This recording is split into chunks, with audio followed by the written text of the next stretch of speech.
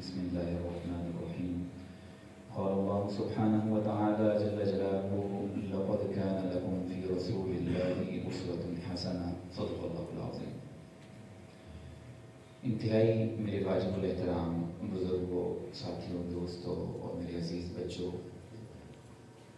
اللہ رب العزت نے ہم سب کو احساسات کی دولت سے نوازا ہے۔ احساس اللہ کی عطا کردہ ایک عنایت ہے، جس احساس کو ہم اپنے رویوں کے ذریعے سے ظاہر کر سکتے ہیں۔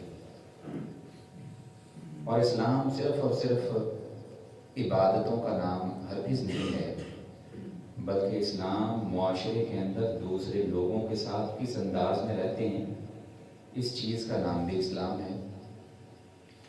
ہمارے رویے منفی بھی ہیں، مثبت بھی ہیں، ہمارے اندر پازیٹیوٹی بھی ہے، ہمارے اندر نیگیٹیوٹی بھی ہے۔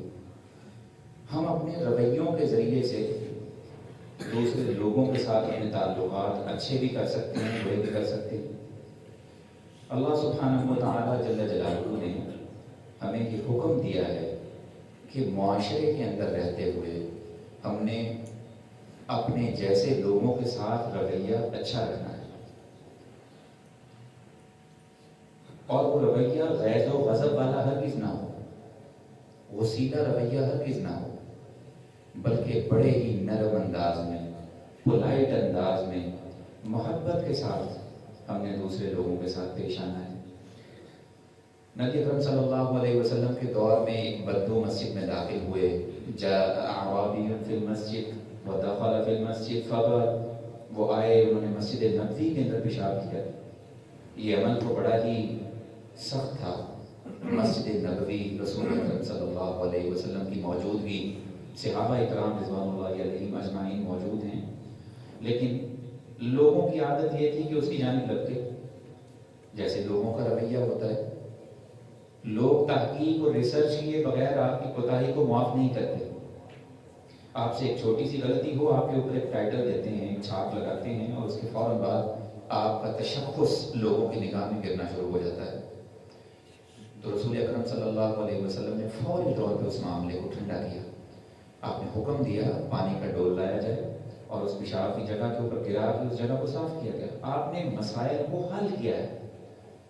یاد رکھیے، آپ غصے سے دنیا کا کوئی کام حل نہیں کر سکتے، اور دنیا کی باہر کی بہت بڑی بڑی کمپنیاں جن کو ہم یہودی، کافر اور ہندو کہتے ہیں، وہ اینگر مینجمنٹ کے اوپر ورکشاپ کرتے ہیں کہ غصے کو کیسے قابو کیا جائے۔ ہمارے دین اور ہمارے اسلام میں احادیث کی کتابیں بھری ہیں جن کے اندر یہ کنکلوژن بتایا گیا ہے کہ کس انداز میں آپ کسی دوسرے کے ساتھ اچھا رویہ اختیار کر سکتے ہیں، غصے کو کیسے قابو پا سکتے ہیں۔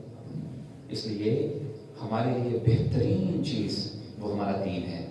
وہ ہمیں سمجھاتا ہے کہ معاشرتی زندگی میں، سوسائٹی میں اپنے جیسے لوگوں کے ساتھ کس رویے اور کس انداز میں بات کرنی ہے۔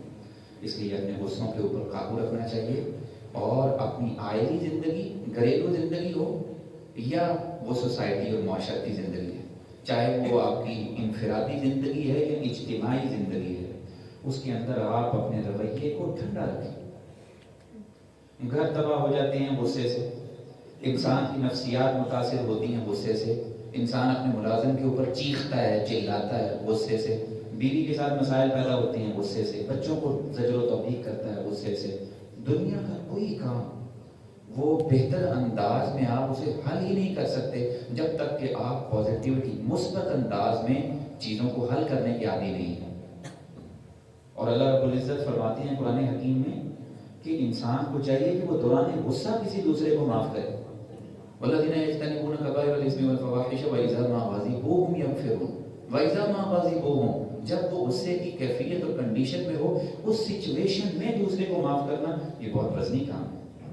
غصہ جب ٹھنڈا ہو جائے، انسان سوچتا ہے کہ مجھ سے تو پتہ ہی ہو گئی، غلطی ہو گئی، تو اس لیے انسان کو چاہیے کہ اپنے غیظ و غضب کو قابو میں رکھے۔ اللہ رب العزت سے دعا ہے رب ذوالجلال ہماری زندگیوں کو اس قسم کی شیطانی وسواس سے محفوظ رکھے، ہماری مسجدوں کو محفوظ رکھے، ہمارے اداروں کو محفوظ رکھے، ہماری کمپنیوں کو، ہمارے کاروباروں کو، ہمارے سارے معاملات، آئلی زندگیوں کو اللہ رب العزت ہمیں بھی معاف فرمائے اور پاکستان کے حالات کو بہترین فرما دے۔ قول قولی ھذا استغفر استغفر الله لي ولكم ولسائر المسلمين واستغفروه انه هو الغفور الرحيم.